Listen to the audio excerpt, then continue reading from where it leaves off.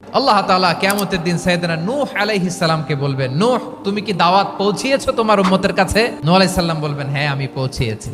এবার নূহের উম্মতকে আল্লাহ জিজ্ঞেস করবেন, এ নূহের উম্মতেরা, তোমাদের নবী নূহ কি দাওয়াত পৌঁছিয়েছে? নূহের উম্মত বলবে, না আল্লাহ, আমাদের কাছে কোনো সতর্ককারী আসে নাই, কোনো নবী টবি আসে নাই, কোনো দাওয়াতও আমরা পাই নাই, আপনারাও চিনি নাই, জান্নাতও চিনি নাই, জাহান্নামও চিনি নাই। নূহ আলাইহিস সালাম বিপদে পড়ে যাবেন। তখন আল্লাহ বলবেন, নূহ তুমি বললা পৌঁছিয়েছো, তোমার উম্মত বলে কিছু পায় নাই। নূহ তোমার কি কোনো সাক্ষী আছে?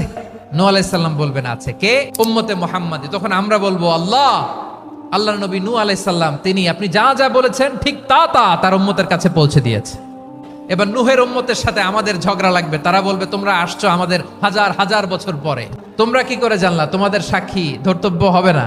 আমরা বলবো, আমাদের কোরআনে তোমাদের নবীর কথা আল্লাহ আমাদেরকে জানিয়েছেন, দিন রাত এক করে তোমাদের কাছে তিনি দাওয়াত পৌঁছেছেন। তোমরা কানের মধ্যে হাত দিয়ে রাখতা, চেহারাটা কাপড় দিয়ে ঢেকে রাখতা, আল্লাহর নবী নূহকে পিটিয়ে ছালা দিয়ে পেঁচিয়ে তোমরা পাহাড়ে রেখে আসতা, সব আমরা জানি। আমরা যখন বলবো এই কথা, নূহের উম্মত চুপসে যাবে। তখন আমরা সত্য বলেছি কিনা এটা আল্লাহ তাআলা জানতে চাইবে বিশ্বনবীর কাছে। তখন বিশ্বনবী আমাদের পক্ষে সাক্ষী দিবেন। আওয়াজ করে বলেন, আল্লাহু আকবার।